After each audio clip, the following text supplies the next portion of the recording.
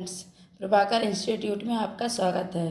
दोस्तों, आज हम भारतीय भूगोल से संबंधित प्रश्नों पर चर्चा करेंगे जो कि आने वाली परीक्षा पैट के लिए बहुत ही महत्वपूर्ण है। प्रश्न नंबर 1 है, कौन सा कृषि के ग्रीन हाउस का एक तरीका है जहां उन्नत ग्रीन हाउस प्रौद्योगिकी जैसे कि हाइड्रोपोनिक्स और एरोपोनिक्स का उपयोग करके शहरों में बहुमंजिला इमारतों के अंदर वाणिज्यिक रूप से व्यवहार फसलों की खेती की जाती है।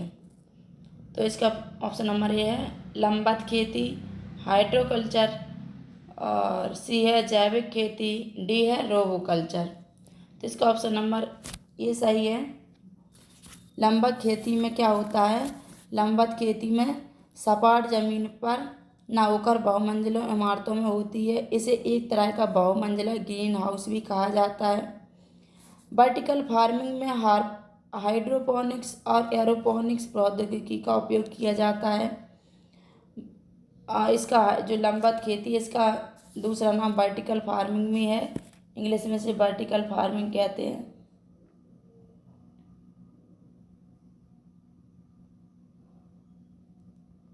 वर्टिकल फार्मिंग, और इसमें वर्टिकल फार्मिंग में क्या होता है?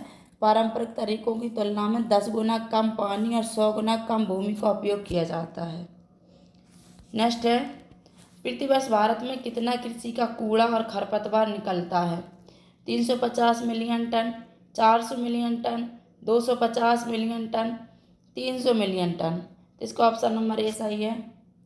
350 मिलियन टन प्रतिवर्ष कूड़ा और खरपतवार निकलता है कृषि से। नेक्स्ट है,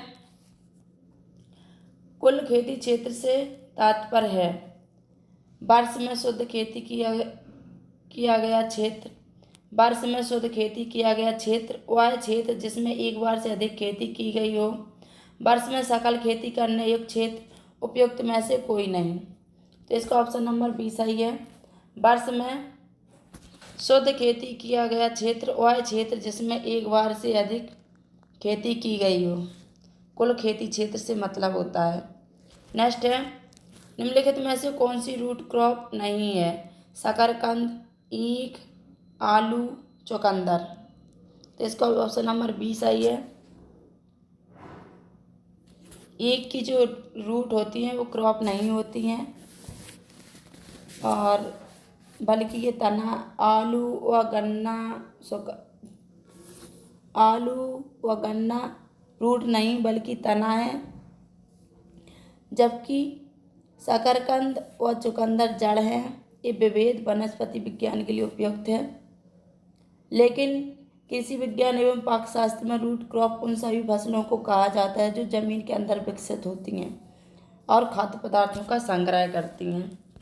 नेक्स्ट है, एक थ्रेशर द्वारा दानों को अधिक नुकसान होता है यदि पकी फसल को थ्रेशर में डालने में कमी हो, दाना निकालने की गति अत्यधिक हो, इसकी गति अधिक हो, इसकी गति मंद हो। तो इसका ऑप्शन नंबर ए सही है। पकी फसल का थ्रेशर में डालने में कमी हो तो थ्रेशर द्वारा दानों का अधिक नुकसान होता है। नेक्स्ट है, फसल कटाई परीक्षण किस लिए किए जाते हैं? उपज का अनुमान लगाने के लिए, फसल के नुकसान का आकलन करने के लिए, यह प्रदर्शित करने के लिए कि फसल की कटाई कितनी कुशलता से की जा सकती है, या डी है उपयुक्त में से कोई नहीं।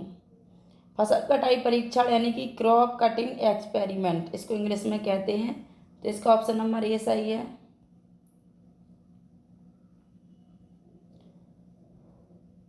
फसल कटाई परीक्षण है जो क्रॉप कटिंग एक्सपेरिमेंट उपज का अनुमान लगाने के लिए होता है। यह तकनीक गेहूं, चावल, मक्का, बाजरा, मूंगफली, गन्ना, कपास तथा जौ इत्यादि फसलों पर आजमाई जाती है। नेक्स्ट है, भारत में रजत क्रांति किससे संबंधित है? कपास का उत्पादन, स्वच्छ पेयजल का बोतलीकरण, चांदी का उत्खनन, अंडा और चिकन का उत्पादन। तो इसका ऑप्शन नंबर डी सही है। रजत क्रांति अंडा और चिकन के उत्पादन से संबंधित है, और जबकि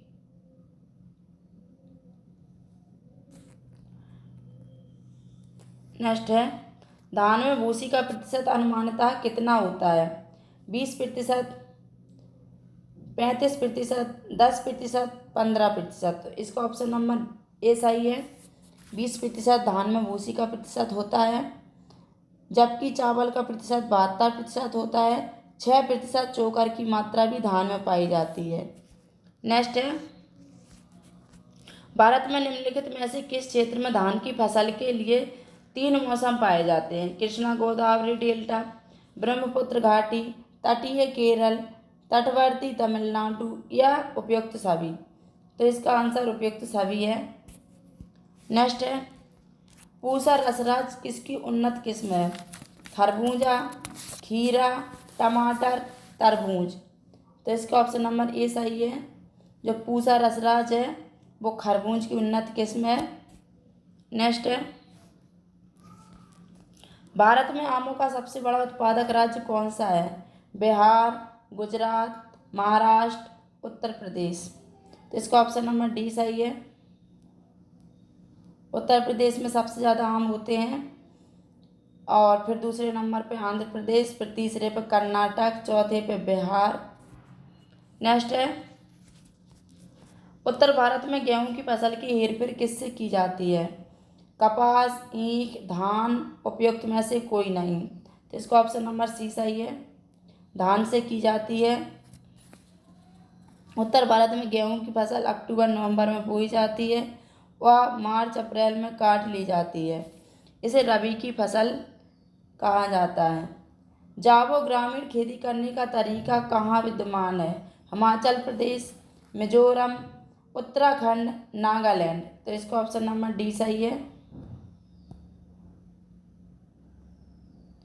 नागालैंड में जावो ग्रामीण खेती करने का तरीका विद्यमान है, और जिसका मूल स्थान नागालैंड की किकरुमा गांव है। जावो का अर्थ है पानी का प्रबंधन। नेक्स्ट है, निम्नलिखित में से कौन सा देश भारतीय चाय का सबसे बड़ा आयातक है? यूएसए, रूस, फ्रांस या फिर जर्मनी। तो इसका ऑप्शन नंबर सी सही है।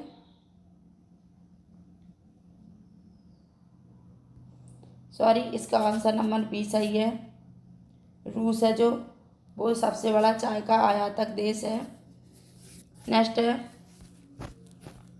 निम्नलिखित में से भारत का कौन सा राज्य चाय का सर्वाधिक प्रमुख उत्पादक है, जहां चाय का कुल उत्पादन भारत के उत्पादन के लगभग 3/4 भाग के समान है? असम और सिक्किम, असम और पश्चिम बंगाल, पश्चिम बंगाल और सिक्किम, और मेघालय और पश्चिम बंगाल। तो इसका ऑप्शन नंबर बी सही है। असम और पश्चिम बंगाल में सबसे ज़्यादा चाय का उत्पादन होता है। नेक्स्ट है, भारत के निम्नलिखित राज्यों में से किसमें कॉफ़ी उत्पादन सबसे अधिक होता है? केरल, असम, तमिलनाडु, कर्नाटक। तो इसका ऑप्शन नंबर डी सही है। जो हमारा कर्नाटक है उसमें कॉफ़ी का उत्पादन सबसे अधिक होता है। नेक्स्ट है, निम्नलिखित में से कौन सा एक खाद्य रोपण फसल नहीं है? कोको, सुपारी, रबर, चाय। इसका ऑप्शन नंबर सी सही है। जो रबर है वो खाद्य रोपण फसल नहीं है, बाकी कोको, सुपारी, रबर ये सभी खाद्य रोपण फसलें हैं। रबर के वृक्ष भूमध्य रेखीय सदाबहार वनों में पाए जाते हैं। भारत में सर्वाधिक रबर उत्पादन केरल राज्य में होता है। किसानों को अपनी कॉफ़ी के लिए बेहतर मूल्य निर्धारण में मदद करने के लिए कॉफ़ी बोर्ड ने निम्नलिखित में से किस नवीन मार्केट प्लेस ऐप की शुरुआत की है? Coffee blockchain, coffee cloud, coffee connect, coffee Chaupal. तो इसका ऑप्शन नंबर ए सही है। कॉफ़ी ब्लॉकचेन है जो उसका कॉफ़ी बोर्ड ने नवीन मार्केट प्लेस ऐप की शुरुआत की है। नेक्स्ट है, भारत में प्रमुख सुपारी उत्पादक राज्य निम्नलिखित में से कौन सा है? केरल, पश्चिम बंगाल, मणिपुर या फिर कर्नाटक। तो इसका ऑप्शन नंबर डी सही है। जो कर्नाटक है वो सुपारी उत्पादक राज्य है। नेक्स्ट है, बागान द्वारा प्राप्त फसल निम्नलिखित में से कौन है? जूट, बाजरा, चाय, मक्का। तो इसका ऑप्शन नंबर सी सही है। बागानों द्वारा चाय प्राप्त की जाती है। यह चाय की खेती के लिए सामान्यतः 25 डिग्री से 30 डिग्री सेंटीग्रेड के बीच तापमान व 150 से 200 सेंटीमीटर तक वार्षिक वर्षा की आवश्यकता पड़ती है। चाय की खेती के लिए लैटेराइट मिट्टी सबसे अधिक उपयुक्त होती है। भारत में काजू का प्रथम परिचय किन लोगों ने कराया? फ्रांसीसी, पुर्तगाली, डच या फिर ब्रिटिश। तो इसका ऑप्शन नंबर बी सही है। जो पुर्तगाली लोग थे उन्होंने सबसे पहले काजू का परिचय करवाया था। नेक्स्ट है, निम्न राज्यों में से काजू का मुख्य उत्पादक है? गोवा, महाराष्ट्र, केरल या फिर कर्नाटक। तो इसका ऑप्शन नंबर बी सही है। काजू का मुख्य उत्पादक महाराष्ट्र है। नेक्स्ट है, ललित किसकी एक उत्तम किस्म है? पपीता, अमरूद, आम, संतरा। तो इसका ऑप्शन नंबर बी सही है। जो ललित है वो एक अमरूद की उन्नत किस्म है। और अमरूद की अन्य किस्में हैं इलाहाबादी सफ़ेदा, सरदार, इलाहाबादी सुरखा, सोइता आदि। नेक्स्ट है, आम की हिमसागर किस्म किस राज्य से है? गुजरात, पश्चिम बंगाल, महाराष्ट्र और फिर उत्तर प्रदेश। तो इसका ऑप्शन नंबर बी सही है, पश्चिम बंगाल। आम की हिमसागर किस्म पश्चिम बंगाल में होती है। नेक्स्ट है, हिमाचल प्रदेश आम की कौन सी किस्म की पैदावार के लिए प्रसिद्ध है? मुलगोबा, बादामी, चौसा या फिर केसरी। तो इसका ऑप्शन नंबर सी सही है। हिमाचल प्रदेश में जो चौसा आम है ना उसकी किस्म की पैदावार के लिए प्रसिद्ध है। ये उस उष्णकटिबंधीय भारत फलों के उत्पादन में विशेष स्थान रखता है। भारत के विभिन्न राज्यों में आम की 50 से अधिक किस्मों की खेती की जाती है। तो दोस्तों सेशन कैसा लगा? पसंद आया हो तो लाइक करें, शेयर करें और सब्सक्राइब करें। और अगर हमें कोई भी सुझाव देना हो तो कमेंट में बताएं। धन्यवाद।